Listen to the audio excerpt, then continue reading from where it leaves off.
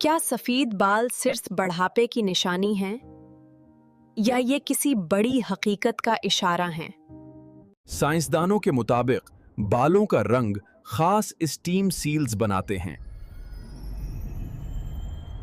जब उम्र बढ़ती है या डीएनए को नुकसान पहुंचता है तो ये खलियात खतरा महसूस करते हैं।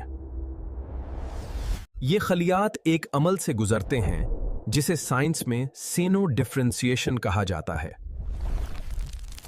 नतीजा, बाल सफेद हो जाते हैं लेकिन खतरनाक खलियात खत्म हो जाते हैं।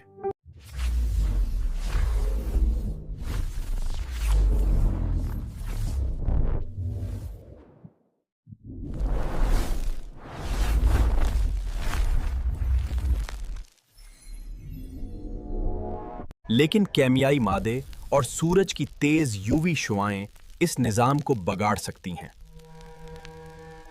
ऐसे में यही खलियात खुद को दोबारा पैदा करके कैंसर का खतरा बढ़ा सकते हैं।